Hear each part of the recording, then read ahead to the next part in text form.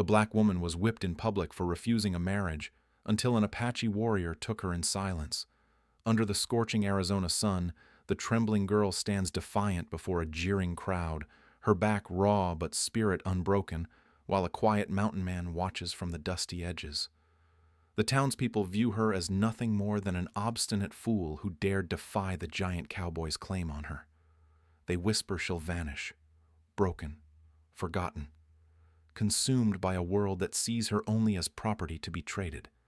But the silent Apache scout sees what others cannot, an unbroken essence within her battered form, recognizing a kindred spirit cast out by society's cruelty. If the powerful rancher's hunters find her, she becomes another disappeared soul. Yet if she grasps this moment of unexpected alliance, she might forge in destiny beyond their imagination. Will her scars define her grave, or will she rise alongside the warrior who alone witnessed her true strength? Before we continue, comment where you are tuning in from. Perhaps we will publish a story there. The morning sun blazed over Dusty Creek as Clara Jenkins bent over her sewing machine. Her calloused fingers guided fabric through steady stitches. The cramped shop behind Jeremiah's church provided barely enough income to survive. Heavy boots thundered across the wooden porch. Silas Morton filled the doorframe like a storm cloud. His expensive suit and polished boots marked him as the wealthiest man in town. Clara's needle froze mid-stitch. Silas removed his hat with exaggerated politeness. His smile never reached his cold eyes. Clara had seen that look before when he appraised cattle at market. "Miss Jenkins, fine morning for making plans." Clara kept her gaze on her work. "I have orders to fill, Mr. Morton." "About that." Silas stepped inside without invitation. "A woman of your station needs proper protection. This territory's getting dangerous." Clara's spine stiffened. She had heard whispers around town. Silas Morton always got what he wanted. Property, cattle, people. "I manage well enough." "Course you do, but winter's coming. Times get hard for folks without proper support." The threat hung in the air like smoke. Clara set down her needle and finally looked up.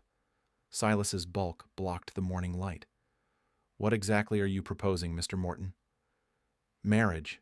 Respectable arrangement. You'd want for nothing." Clara's stomach turned. She had watched Silas's previous wife fade into a ghost before dying young. The woman had bruises that makeup couldn't hide. "That's generous, but I must decline." Silas's smile vanished. His jaw tightened like a spring under pressure. Few people in Dusty Creek had ever said no to him. "You might want to think that over. Discuss it with your father." "Jeremiah isn't my blood father, and my answer won't change." Silas replaced his hat with sharp movements. His boots shook the floorboards as he stomped out. Clara's hands trembled as she picked up her needle. That evening, Jeremiah paced the small kitchen like a caged animal. His weathered face showed deep worry lines. He had raised Clara since finding her orphaned at age 5. His love was genuine, but his fear was stronger. "You can't refuse Silas Morton, Clara. He owns half this town. Then he can marry half the town. I won't be bought. This isn't about buying. It's about surviving." Jeremiah's voice cracked. "I'm getting old. What happens when I'm gone?" Clara stirred the evening stew with mechanical motions. She understood Jeremiah's fear. A black woman alone in Arizona territory faced impossible odds. But marriage to Silas Morton meant a different kind of death. "I'll manage. I always have." Outside the church, Nalkai adjusted the pack on his horse. The Apache scout came to town twice monthly to trade furs and medicinal plants. White settlers tolerated him because his goods were valuable and his demeanor unthreatening. But Nalkai saw everything. He noticed which men carried hidden knives. He observed who held real power and who merely pretended. He watched the young seamstress with interest. Most people in Dusty Creek moved through life with bent shoulders and downcast eyes. Clara Jenkins walked straight and met gazes directly. Sunday morning brought the entire town to church. Jeremiah delivered his sermon with unusual nervousness. His eyes kept drifting to Silas Morton in the front row. After service, Silas stood and addressed the congregation. His voice carried the authority of wealth and influence. "Friends, I have an announcement. Miss Clara Jenkins has accepted my proposal of marriage." Clara shot to her feet. Every head turned toward her. The silence stretched like a held breath. "No, I have not." Gasps rippled through the crowd. Silas's face flushed red above his collar. Judge Hawkins leaned forward with sharp interest. "Miss Jenkins seems confused," Silas said through gritted teeth. Perhaps the excitement overwhelmed her. "I am not confused. I do not accept your proposal. I will not marry you." The crowd erupted in whispers. Women covered their mouths in shock. Men shook their heads in disbelief. No one challenged Silas Morton publicly. Judge Hawkins rose from his pew. His thin frame radiated cold authority. As the town's legal power, his word was final law. "Miss Jenkins, you're disturbing the peace. Such outbursts show dangerous defiance." "Speaking truthfully isn't defiance, Your Honor. Refusing a respectable man's offer shows ingratitude. Your father clearly failed to teach proper behavior." Heat flooded Clara's cheeks. She had spent her life being respectful and quiet, but some lines couldn't be crossed. "My behavior is my choice, as is my future." Judge Hawkins exchanged glances with Silas. Both men's expressions hardened into something ugly. "Public correction is sometimes necessary," the judge announced. "Tomorrow at noon, the town square." Clara's blood turned to ice. She knew what public correction meant. The whipping post stood in the square as a reminder of what happened to those who defied authority. Jeremiah stepped forward with desperate eyes. "Please, Judge, she's young and frightened. I'll counsel her properly." "Too late for counsel. The decision is made." That evening, Nalkai finished his trading and prepared to leave town. From his camp outside Dusty Creek, he could see the church steeple against the darkening sky. Something felt wrong. The air held tension like the moments before lightning struck. He had watched the young woman's confrontation from the church doorway. Her courage impressed him even as it sealed her fate. Tomorrow would bring consequences that would change everything. Clara sat in her small room, mending a torn dress by candlelight. Her hands moved steadily despite the fear gnawing at her stomach. Outside her window, the whipping post cast long shadows in the moonlight. Tomorrow she would face her punishment, but she would not break. The noon sun beat down mercilessly as townspeople gathered in the square. Clara walked between two deputies, her chin raised despite the jeering crowd. Children pointed and whispered. Women clutched their shawls tighter. Men nodded approval at the coming lesson. Silas Morton stood near the front, arms crossed. His satisfied smirk revealed his true nature. This wasn't about marriage anymore. This was about power and control. Judge Hawkins read the charges in his thin voice. Disturbing the peace, public defiance, refusal to accept lawful authority. Clara barely heard the words. Her eyes found Jeremiah in the crowd. His face showed anguish, but he remained silent. Fear had stolen his voice when she needed it most. At the edge of the square, Nalkai sat motionless on his horse. Most people ignored the Apache scout. He was furniture to them, barely worth noticing. But his dark eyes missed nothing. The deputy bound Clara's wrists to the wooden post. Her calico dress would offer little protection. The crowd pressed closer, hungry for entertainment.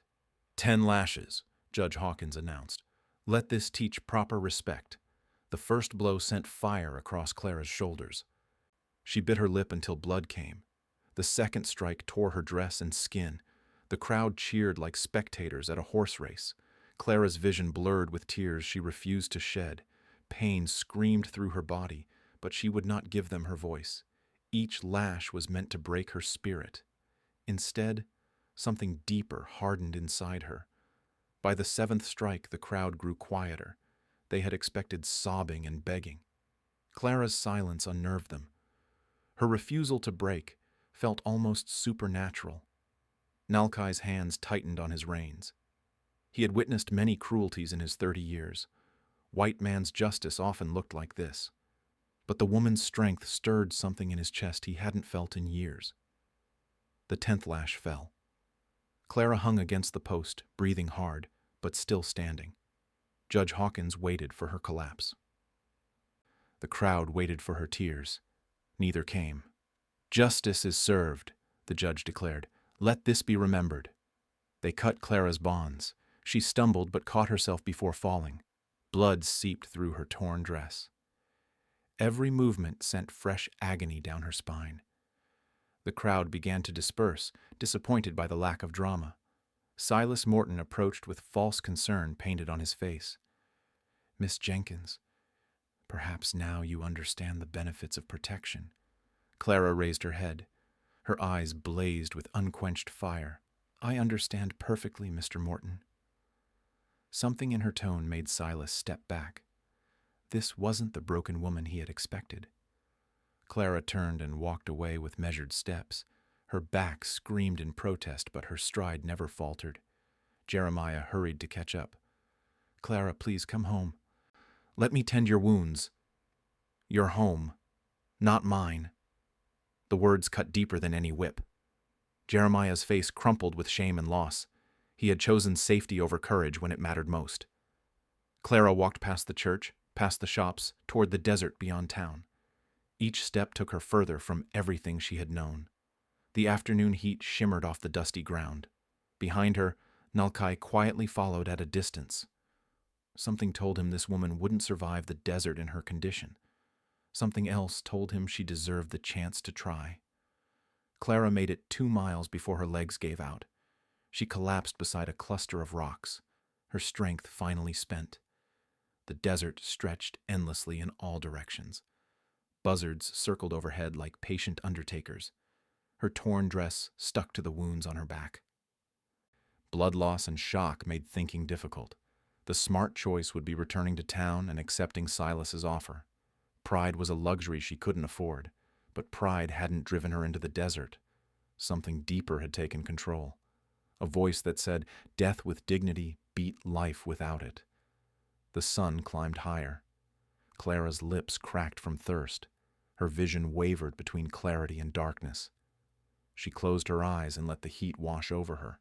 Hoofbeats approached across the sand. Clara didn't open her eyes. If Silas's men had come for her, she had no fight left. If death had come instead, she would welcome it. The horse stopped nearby. Boots touched the ground with careful steps.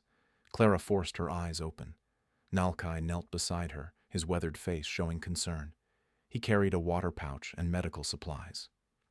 His movements were gentle but efficient. "Why?" Clara's voice came out as a whisper. Nalkai met her gaze directly. "Your spirit didn't break."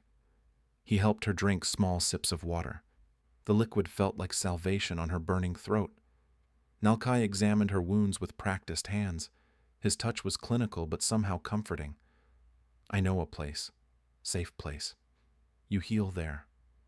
Clara tried to process his words. An Apache offering sanctuary to a black woman made no logical sense. Their peoples were equally despised by white society. "Why help me?" Nalkai's eyes held ancient sadness mixed with unexpected hope. "Same reason you walked into desert. Some things matter more than surviving." He lifted Clara onto his horse with surprising gentleness.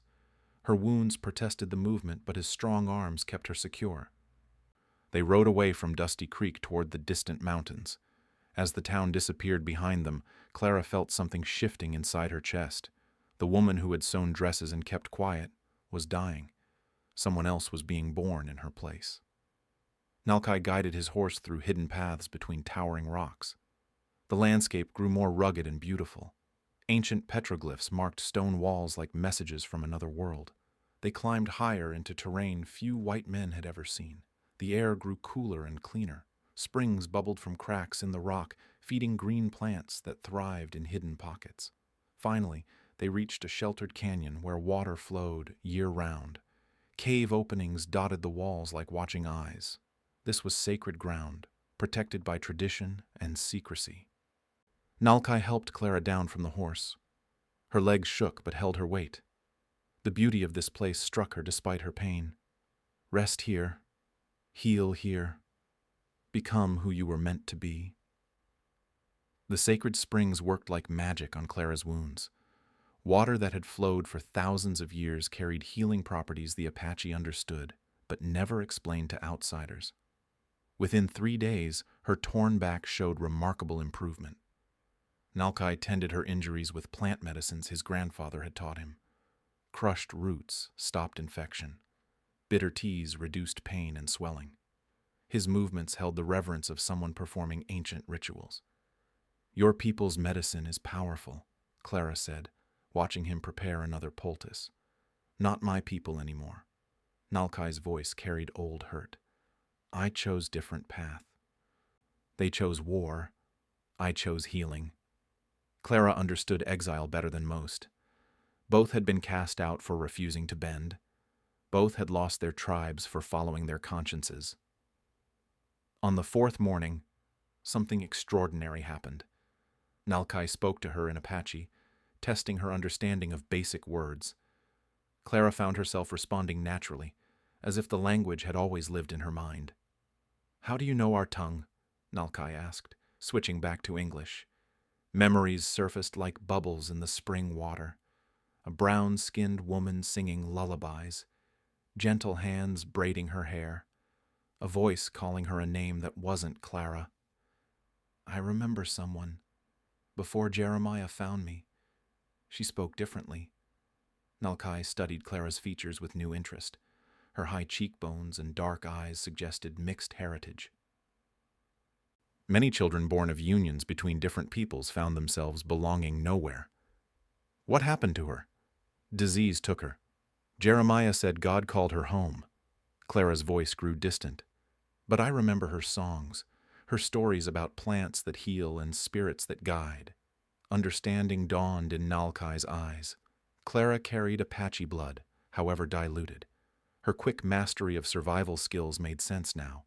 Her natural instincts came from ancestral memory.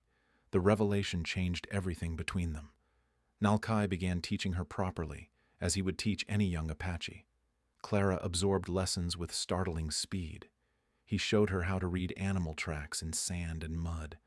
Clara's eyes learned to spot the subtle differences between deer prints and those of mountain lions. She could tell if tracks were fresh or days old. "Broken twig here." Nalkai pointed to damage on a mesquite branch. "Rabbit passed through running. Something chased it." Clara examined the scene like reading a book. Scattered pebbles showed the rabbit's desperate path. Deeper prints nearby revealed the pursuer. A coyote had hunted here recently. Plant knowledge came naturally to her awakening memories. Nalkai named healing herbs, and Clara found herself knowing their properties before he explained them.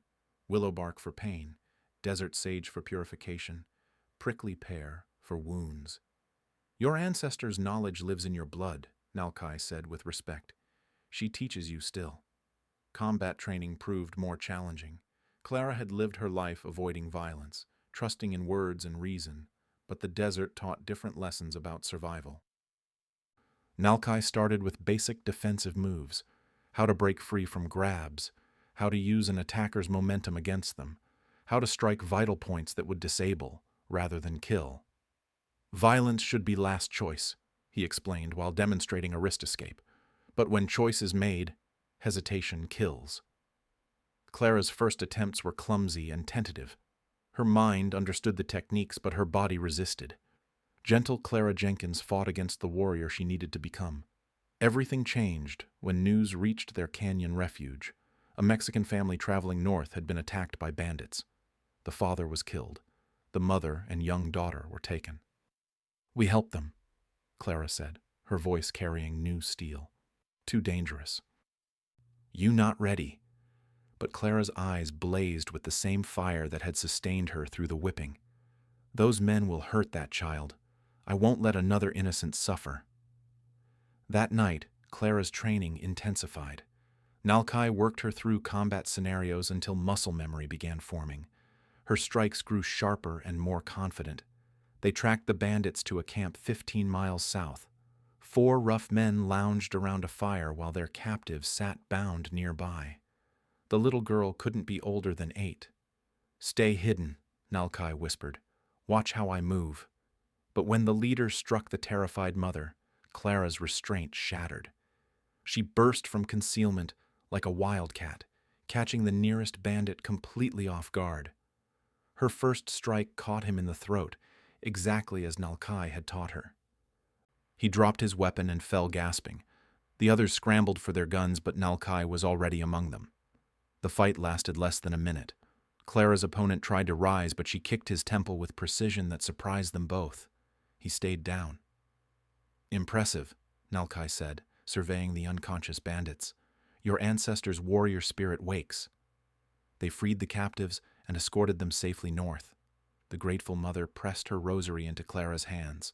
The little girl hugged her legs and called her an angel. That night by their campfire, Nalkai performed a naming ceremony. He carved symbols into a piece of sacred wood while chanting in Apache. "Clara Jenkins died in the desert," he said, offering her the carved pendant. "Ayana lives now, eternal blossom, one who grows stronger from harsh ground." Clara accepted the pendant with trembling hands. The carved wood felt warm against her palm, as if it held living spirit. "What does this make me now?" "Free," Nalkai answered simply. "For first time in your life, truly free." But their rescue mission had consequences. Word spread about the Apache and the mysterious woman who helped travelers in distress. Stories grew with each telling until they became legends. In Dusty Creek, those stories reached angry ears. Silas Morton heard about a dark-skinned woman fighting alongside an Apache warrior. His jaw tightened with rage and wounded pride. "Find her," he told his foreman, Dutch Carver. "Bring her back alive. She needs to answer for her crimes." Dutch assembled a hunting party of the hardest men money could buy. They rode out with tracking dogs and enough supplies for a long hunt. Clara's new life was about to face its greatest test. Word of their rescue spread through the territory like wildfire. Travelers spoke of the Apache warrior and the mysterious woman who appeared from nowhere to help the defenseless. Each telling added new details until the stories took on mythical qualities. Ayana and Nalkai moved through the desert like ghosts, following reports of trouble. Their next call came from a Chinese railroad worker named Chen, who had escaped brutal overseers. He stumbled into their camp half dead from thirst and beatings. "They work us to death," Chen gasped between sips of water. "No pay, no freedom, just work until we drop." Ayana cleaned his wounds while Nalkai prepared medicine. The railroad bosses used Chinese workers like disposable tools, working them in conditions that would kill horses. "Where are the others?" Ayana asked. "Hidden camp, 20 miles east. Guards with rifles watch us day and night." That night, they planned a rescue mission unlike any they had attempted. 23 Chinese workers labored in a secret rail spur that didn't appear on any official maps. Armed guards ensured no one escaped to report the conditions. Nalkai scouted the camp while Ayana studied the guard rotations. The operation ran like a military prison, with watchtowers and patrol schedules designed to prevent exactly what they were planning. "Too many guards," Nalkai warned. "Direct attack means death. Then we don't attack directly." Ayana's mind had grown tactical during their time together. She understood that victory came through intelligence, not just strength. The railroad bosses had made one crucial mistake in their setup. The camp depended on a single water source from a diverted stream. Nalkai knew the desert well enough to find where that stream originated. Cut off the water, and the guards would have bigger problems than watching prisoners. They spent 2 days preparing their plan. Chen proved invaluable, knowing the camp layout and which workers were strong enough to help others escape. His knowledge of hidden supplies and guard weaknesses made the difference between success and disaster. On the night of the rescue, everything went wrong at first. Dutch Carver's hunting party had found their trail and followed them to within miles of the railroad camp. Ayana spotted their campfires too late to change course. "We abort," Nalkai said firmly. "Too dangerous now. Those men will die if we leave them. We die if we stay." But Ayana had changed too much to abandon innocent people. The woman who once bent her head and accepted injustice was gone forever. In her place stood someone who would face any odds to protect the helpless. "You taught me that some things matter more than surviving." Nalkai recognized his own words thrown back at him. He saw the steel in her eyes and knew argument was useless. They would attempt the rescue despite the danger. They struck at midnight when both camps were vulnerable. Ayana crept upstream and blocked the water flow with carefully placed rocks and debris. Within hours, the railroad camp would face a water crisis. Meanwhile, Nalkai approached the perimeter with Chen as his guide. The Chinese worker led him through blind spots in the guard coverage. Years of brutal captivity had taught Chen to notice every weakness in their security. The first phase worked perfectly. Guards discovered the water shortage at dawn and sent half their men to investigate upstream. The remaining guards had too much ground to cover effectively. Ayana struck the guard post from behind while Nalkai freed the workers. Most were too weak for rapid movement, but their desperation gave them strength. Chen organized the escape while the others created confusion. Dutch Carver's men arrived just as the last workers fled into the desert. Gunfire erupted across the camp as multiple forces collided in chaos. Railroad guards thought they were being attacked by claim jumpers. Dutch's bounty hunters couldn't tell workers from guards in the darkness. Ayana found herself face to face with Dutch Carver himself. The big man carried 2 pistols and a cruel reputation. He had tracked fugitives across 3 territories without losing a single bounty. "There you are, girl. Mr. Morton wants words with you." "Mr. Morton can speak to the wind." Dutch drew his weapon, but Ayana was already moving. Nalkai's training had taught her to use environment as a weapon. She kicked sand into Dutch's eyes and struck his gun hand with a chunk of railroad iron. The pistol discharged harmlessly into the air. Dutch stumbled backward, cursing and clawing at his face. Ayana didn't wait for his vision to clear. She vanished into the desert like smoke. By sunrise, the Chinese workers were safely scattered across the territory, with supplies and directions to friendly settlements. The railroad camp lay abandoned, its operations permanently disrupted. Dutch Carver returned to Dusty Creek empty-handed and furious. But the rescue had revealed something troubling. During the fight, Ayana overheard guards talking about regular shipments of workers who never appeared on official records. The railroad camp was just one piece of a larger operation. "Someone's buying people," she told Nalkai as they made camp 50 miles from the destroyed facility. "Workers, servants, women for brothels, all shipped out in railroad cars that don't exist." Nalkai's expression grew grim. Human trafficking was the vilest crime he knew, worse than murder because it stole souls along with lives. The discovery changed their mission from simple rescue work to something far more dangerous. That evening, Chen brought them intelligence that made everything clear. Judge Hawkins owned shares in the railroad company through hidden partnerships. Silas Morton provided financing and political protection. Together, they were running a massive trafficking operation across 3 territories. "They take anyone who won't be missed," Chen explained. "Chinese workers who finish contracts, Mexican families traveling alone, Indian children from broken tribes, and stubborn women who refuse marriage proposals," Ayana added with bitter understanding. Everything made sense now. Silas hadn't wanted to marry her out of desire. He had wanted to control her because she had seen something she shouldn't have. The morning before his proposal, she had delivered sewing to the railroad office. She remembered seeing Silas arguing with a man in federal uniform. That man had been asking questions about missing people, questions that could destroy the entire operation if the right person heard the answers. Now, she was the right person, armed with knowledge and allies who could expose the truth. The memory hit Ayana like lightning 3 days after the railroad camp rescue. She had been delivering mended clothes to Judge Hawkins's office when she saw Silas Morton arguing with a stranger in a federal marshal's badge. The conversation had stopped abruptly when she entered. "Just a land dispute," Silas had said with his cold smile. "Nothing that concerns you, Miss Jenkins."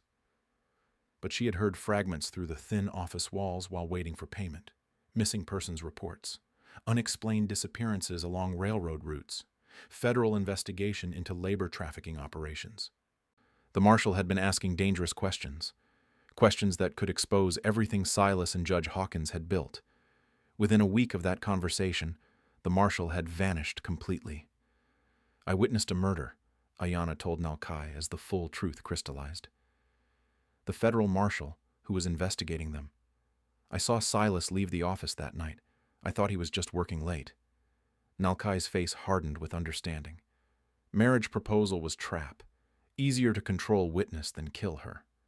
When I refused, they had to find another way to silence me. The whipping was meant to break my spirit completely. Their trafficking operation was larger than either had imagined. Chen's intelligence revealed a network spanning 3 territories with connections reaching into Mexico and California. Judge Hawkins provided legal cover while Silas handled logistics and enforcement. The rescued Chinese workers had given them names, dates, and locations. Ayana documented everything in a leather journal she kept hidden in the canyon. Each page contained evidence that could destroy the conspiracy if it reached the right authorities. But reaching those authorities meant exposing themselves to deadly retaliation. Silas and Judge Hawkins had too much invested to let witnesses survive. They would kill anyone who threatened their empire. "We need federal help," Ayana decided. "Someone with authority to make arrests and protect witnesses." Chen had mentioned a contact in Tucson who smuggled information to federal agents investigating corruption. A Chinese merchant named Li Wei ran a legitimate trading post while secretly documenting crimes against his people. The journey to Tucson took 4 days through treacherous mountain passes. Dutch Carver's men were still hunting them, forcing careful travel during daylight hours. They moved like shadows, leaving false trails and doubling back to confuse pursuers. Li Wei's trading post sat on Tucson's main street, looking ordinary from the outside. But the back rooms held detailed records of every trafficking operation in the Southwest. Li Wei had been building a case for 2 years, waiting for the right moment to strike. "Your evidence completes the puzzle," Li Wei said, studying Ayana's journal by lamplight. "Federal Marshal Thompson has been looking for witnesses to the disappeared marshal's investigation."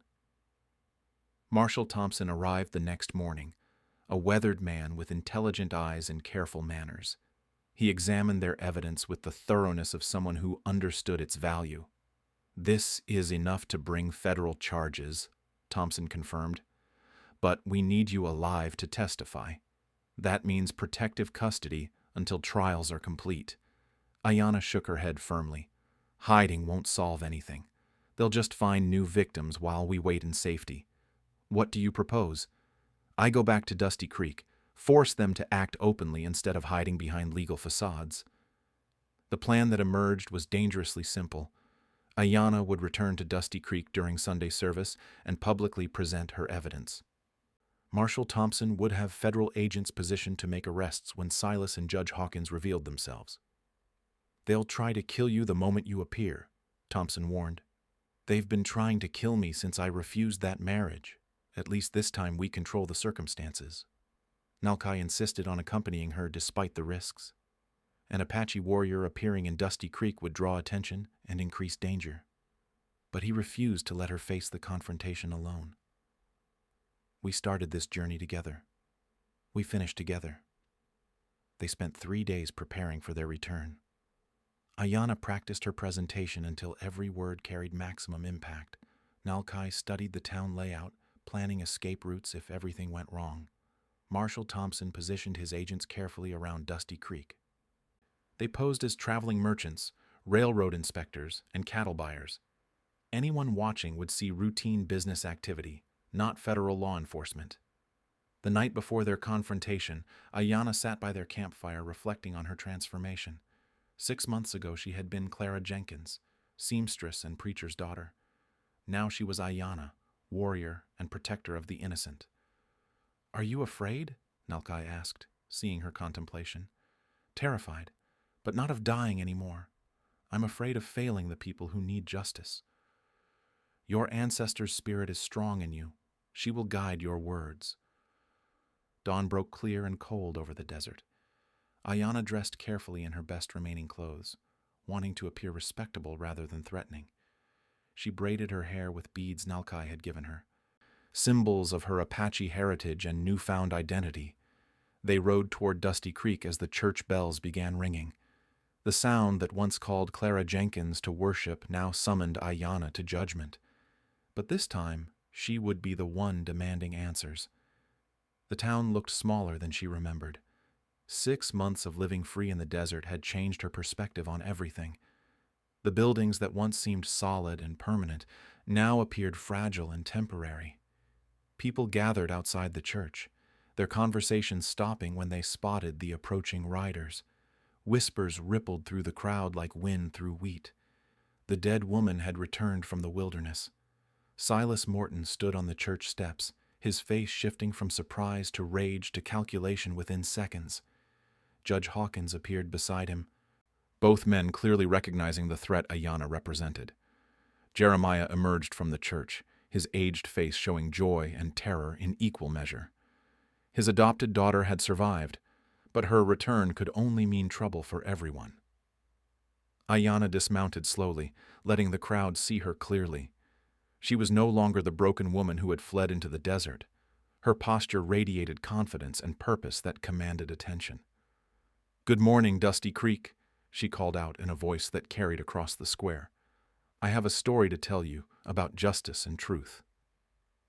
The church fell silent as Ayanna walked up the steps with measured confidence. Her transformation stunned the congregation. The broken woman who had fled 6 months ago now radiated strength and purpose that commanded respect. "You're supposed to be dead," Silas Morton snarled, his composure cracking. "Death would have been convenient for you, but inconvenient for the people you've been selling." Gasps rippled through the crowd. Judge Hawkins stepped forward with his usual authoritative manner, but something flickered in his eyes. Fear. "Miss Jenkins, you're clearly disturbed by your ordeal. Perhaps we should discuss this privately." "Nothing private about murder and human trafficking, Your Honor." Ayanna opened her leather journal and began reading names, dates, and locations. Each entry detailed disappearances that the town had ignored or explained away. Missing Chinese workers, vanished Mexican families, railroad cars that transported human cargo to distant markets. Federal Marshal William Hayes came here investigating these disappearances. He asked the right questions to the wrong people. That's why Silas Morton killed him. The crowd erupted in shocked murmurs. Several townspeople backed away from Silas, suddenly seeing him with new eyes. Mrs. Patterson, the school teacher, covered her mouth in horror. "Lies!" Silas roared. "Wild accusations from a woman driven mad by desert sun." "Then explain this." Ayanna produced a silver pocket watch she had found near the canyon where the marshal's body lay hidden. The inscription read, "To William Hayes, with love from Martha." Marshal Thompson had confirmed it belonged to the missing federal agent. Judge Hawkins reached for his coat but froze when Nalkai stepped from the crowd. The Apache warrior's presence changed the entire dynamic. His steady gaze promised consequences for anyone who threatened Ayanna. "Federal agents are already here," Ayanna announced calmly. "Watching, waiting, ready to arrest anyone who tries to silence the truth." As if summoned by her words, Marshal Thompson emerged from behind the general store. 2 deputies flanked him, their badges gleaming in the morning sun. More agents appeared from various positions around the square. "Silas Morton, Judge Hawkins, you're under federal arrest for murder, human trafficking, and conspiracy." Silas made a desperate grab for his pistol, but Nalkai moved like lightning. His hand clamped down on Silas's wrist with crushing force. The gun clattered to the church steps without firing. Judge Hawkins tried to run but found his path blocked by federal agents. His thin frame shook with rage and terror as handcuffs clicked around his wrists. "This is a mistake," he protested weakly. "I'm a respected judge. You can't arrest me based on wild stories." Marshal Thompson held up a thick folder of evidence. "We have documented proof, Your Honor. Names, locations, financial records. Your trafficking operation is finished."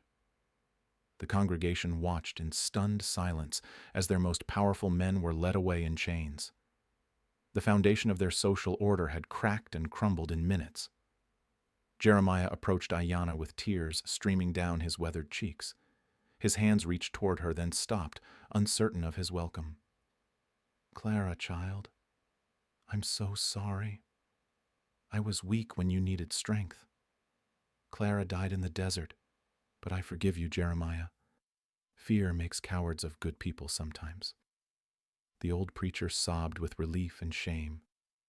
Ayanna embraced him gently, showing mercy while maintaining the boundary between past and present. Over the following days, the full scope of the trafficking operation emerged. Federal investigators found records in Judge Hawkins's office documenting hundreds of victims sold across 3 territories. Bank accounts revealed enormous profits from human misery. Dutch Carver and his men were arrested trying to flee toward Mexico. Faced with federal charges, several turned evidence against their former employers. The conspiracy unraveled completely under federal scrutiny. Ayanna testified at the trials with calm authority that impressed seasoned attorneys. Her journal became key evidence, its careful documentation helping convict dozens of traffickers and corrupt officials. Silas Morton received life imprisonment for murder and trafficking. Judge Hawkins got 25 years in federal prison. Their empire of exploitation collapsed entirely, freeing hundreds of victims who had given up hope. But Ayanna's greatest victory came in watching Dusty Creek transform itself. New leadership emerged with genuine commitment to justice. The whipping post was removed and burned in a public ceremony. Laws were passed protecting vulnerable people from exploitation. Mrs. Patterson started a school that welcomed children regardless of race or background. The Chinese workers who had been rescued helped build a railroad spur that brought legitimate prosperity to the region. Ayanna and Nalkai chose not to stay in the transformed town. Their calling lay with people who needed protection in the vast wilderness. They established a sanctuary in the sacred canyon where Ayanna had first healed. Word spread about their refuge through networks of travelers and outcasts. People fleeing persecution found safety in the hidden valley. Ayanna taught survival skills while Nalkai provided medical care and spiritual guidance. Years passed peacefully in their mountain sanctuary. Ayanna became a legend throughout the Southwest, known as the woman who walked through fire and emerged stronger. Her story inspired countless others to resist oppression and claim their dignity. Young girls learned her name alongside stories of ancient heroes. Parents told children about the seamstress who became a warrior, showing that courage could bloom in any heart willing to nurture it. On quiet evenings, Ayanna and Nalkai sat by their fire watching stars emerge over the desert. They had found something rarer than gold in their partnership. Mutual respect, shared purpose, and love built on equality. "Do you ever regret leaving your old life?" Nalkai asked during one such evening. Ayanna touched the carved pendant at her throat, symbol of her rebirth and transformation.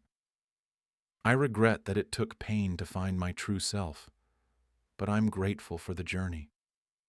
In Dusty Creek, a new generation grew up learning that justice required courage from ordinary people. The reformed town prospered under honest leadership, proving that communities could change when good people refused to stay silent. Ayanna's legacy lived in every person who chose dignity over safety, truth over comfort. She had shown that the most powerful weapon against oppression was an unbroken spirit willing to fight for what was right. The desert wind carried her story across the vast territories, inspiring others to stand up, speak out, and never surrender their right to determine their own destiny.